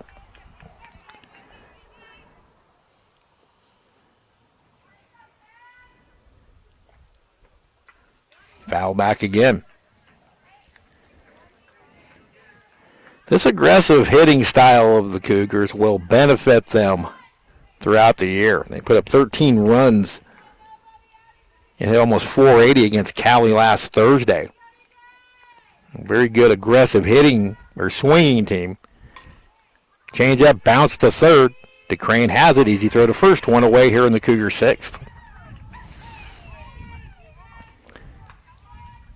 DJ got Horsch out on her front foot with a high changeup, and hands had already been thrown, so it was an easy operator to DeCrane. 1 away for the Store 1 for 1. She was hit with a pitch in the fourth, singled in the second. Takes ball 1 to start this at bat.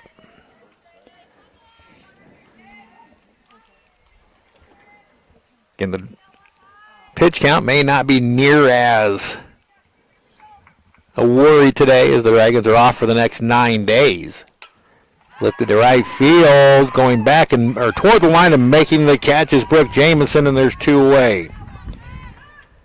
She got a good read on that one. It was tailing away from her. The hit by Reynolds the inning before got over her head, but she got a much better read on that one. 2 up and 2 down for shortstop Jayla Jordan. Jordan is 0 for 2, struck out looking and reached on a fielder's choice. Shows bunt but takes high ball 1.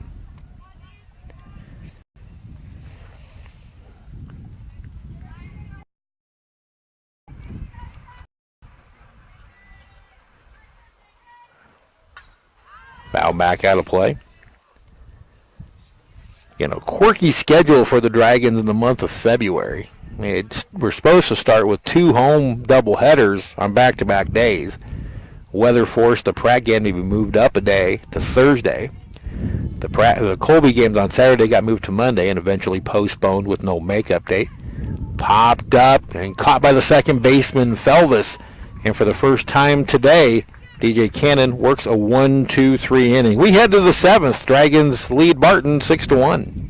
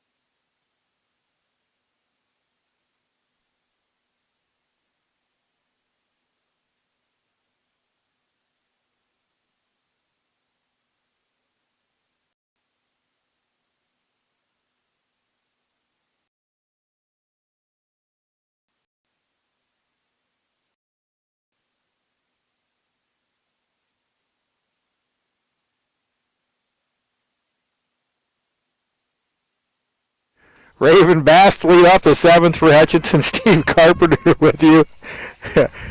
Just telling stories about Barton coach Craig Fletchall. That's never a dull moment when you start those up. Raven Bass off to a great start in this one. 2 home runs. She takes a strike at the knees from Emma Horsch to start the 7th.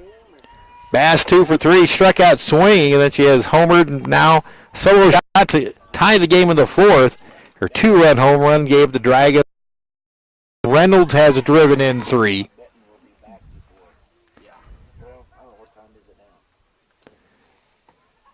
The wind and the pitch downstairs, and not quite sure the count. I think it's 3-1. Again, we are out here in right field.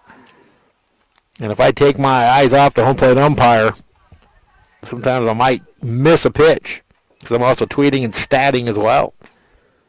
Outside, and we're going to say it's 3-2 now, unofficially.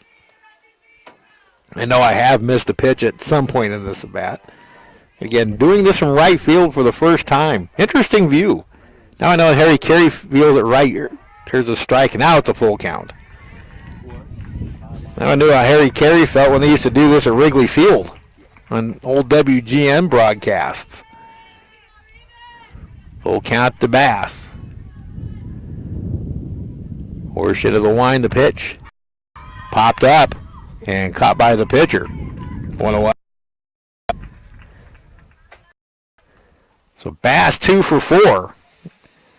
But those 2 hits are big ones, 2 home runs. She now has 4 as a Blue Dragon. She had 2 last year before she got hurt. Here's DJ Cannon. Cannon 0 for 1. She lined out to left field, actually robbed of a hit on a great catch by the Barton left fielder. She's walked twice. Runs up and takes high ball 1. I don't remember DJ running up as much as a freshman, as a slapper.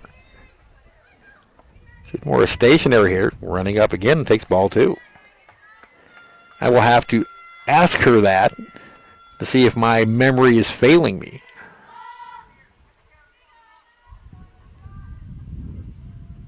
Once again, as far as memory goes, happy Valentine's Day to those out there. Changeup just misses. Crowd wanted the call, but it's 3-0.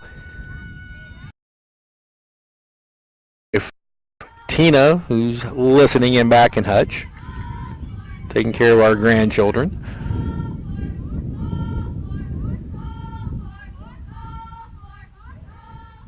3-0 pitch. Taking all the way, and Cannon draws her 3rd walk of the afternoon.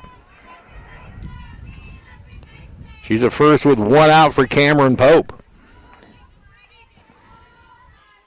Tyler Gunnelson's going to try to finish out with Horsch. She's now 6 1/3 innings. 8 hits allowed, 6 earned runs, 6 strikeouts, 4 walks, and 1 hit batsman. That hit batsman is the Blue Dragon batter at the plate, and Cameron Pope. MO for 2.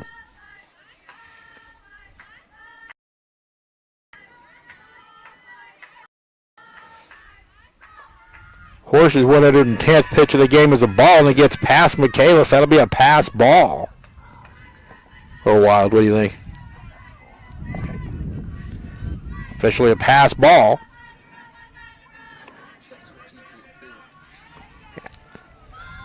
So now the Dragons have a runner in scoring position with 1 out.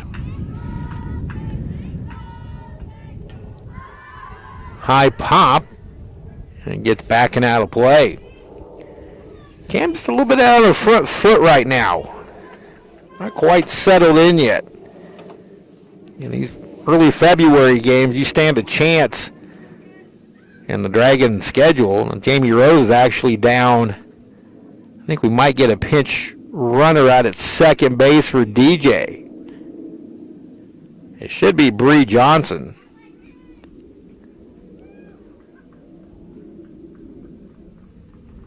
And it is.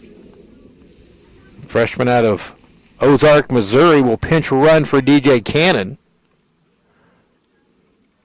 DJ will return for the 7th and re-entering. So now the pinch runner pinch runner Johnson at second base. It's a 1-1 count to Cameron Pope.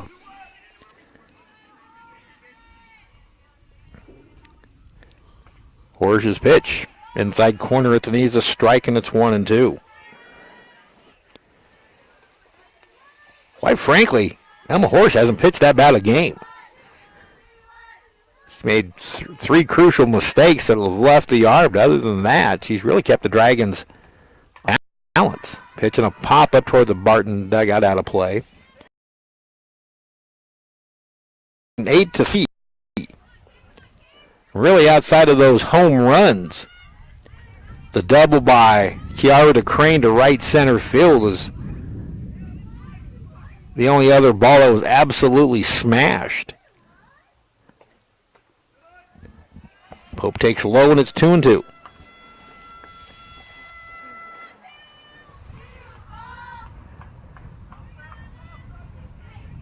Big way for Blue Dragon and Athletics all the way around.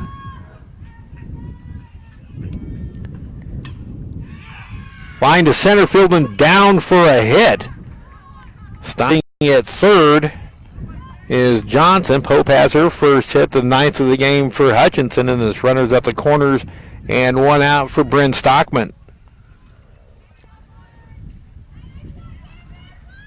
Stockman walked and scored her last time up 0 for 2 with a strikeout and a flyout.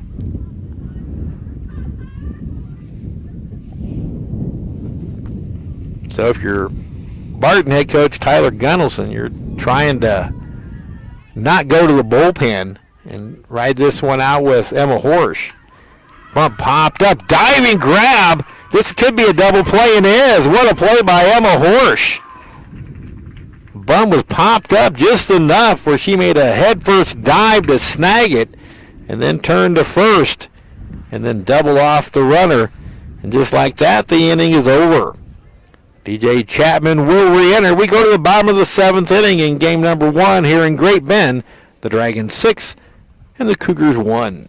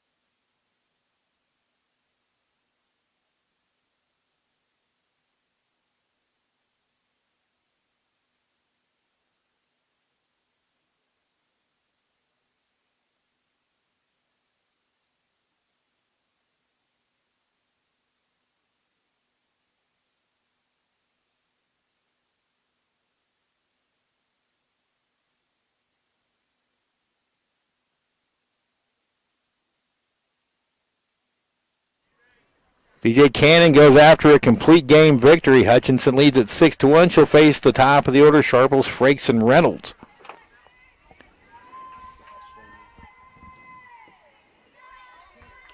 DJ 3 outs away from career victory number 20. First pitch to Sharples is taken for a strike. Alexis Sharples is 0 for 3. She has struck out, flown out, and lined to Cannon. Cannon now to 127 pitches, 7 strikeouts, 4 walks, 3 hits, 1 run. Bringing a pop foul out of play to the left. It's 0-2. Since the 5th, DJ's become much more efficient with her pitch count. He's grabbed a little better command of the zone. Winding the pitch. Foul out of play again. Another 2-strike foul ball by these Barton Cougars.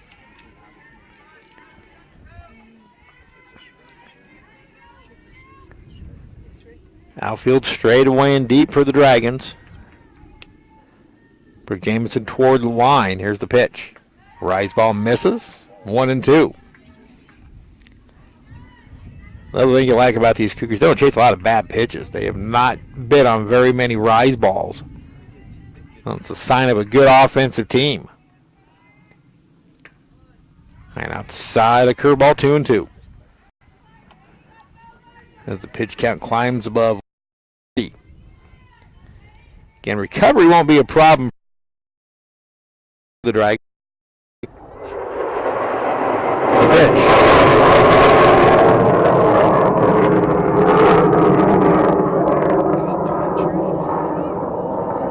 We'll let that F-16 pass over the top of us. That's what it was.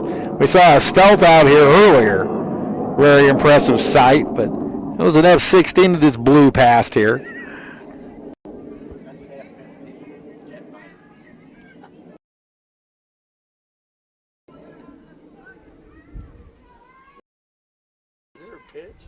There was.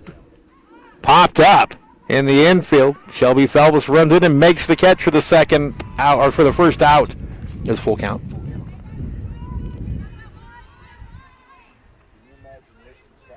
That came out of nowhere. Yeah, very funny, Lloyd. Here's Frakes, the first baseman.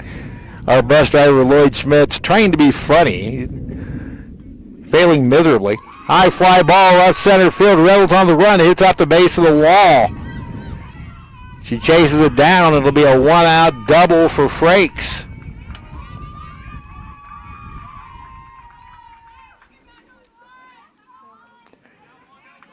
That's the first hit surrendered by Cannon since the second inning. Just the fourth allowed. So runner at second, one away. Andriana Reynolds.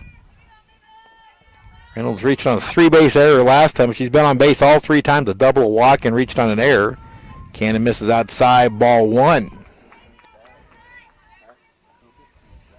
So a couple of other base runners. Things get interesting with Cannon's pitch count at 135 and climbing.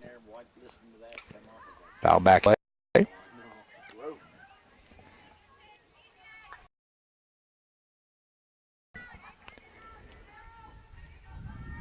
And just to be sure, we are not under attack here in Great Bend. Everything is cool.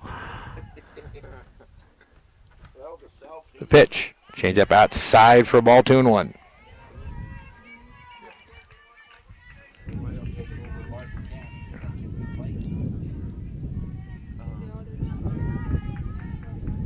Frakes at second with a one-out double. Here's the pitch. Way outside.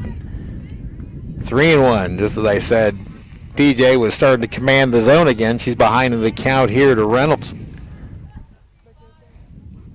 Morgan Michaelis on deck. 3-1 is fouled out. Game number 2 will be about 25 minutes after the completion of this one. You'll have to change links.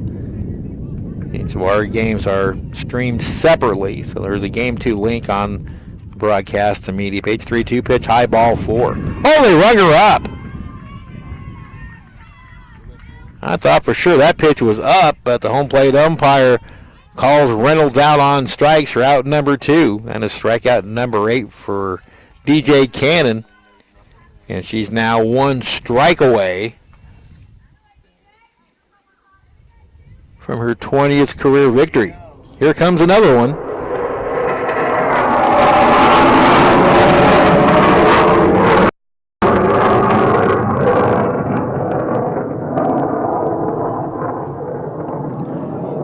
I'll tell you one thing, Shea Stadium's got nothing over Cougar Field. Old Shea Stadium used to get buzzed about every 2 minutes by planes out of LaGuardia Airport in New York. But these fighters and these stealths are pretty cool. They scare the heck out of you because you don't know they're coming. Ray Geary went out to the circle to talk to DJ Cannon. Michaelis has walked 3 times. We're liable to get another visit from that F-16. So stand by for that if you hear another roar. He's covering some ground. Oh, my goodness. You could probably estimate. Cannon to Michaelis, the pitch. Strike outside corner.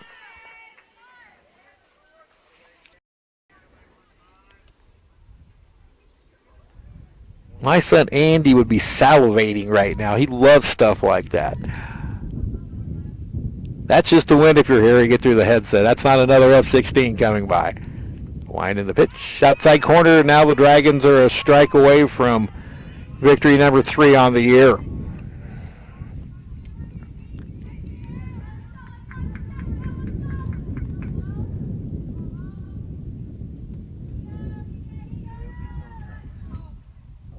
Here's the 0-2.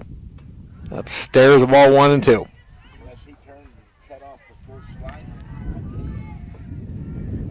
I did not realize that many military aircraft came through here, but today we've seen the Stealth a couple of times, now that F-16. 1-2 to Michaelis, change up. Swing and a miss. Ball's dropped, throw down to first in time, and that's your ball game.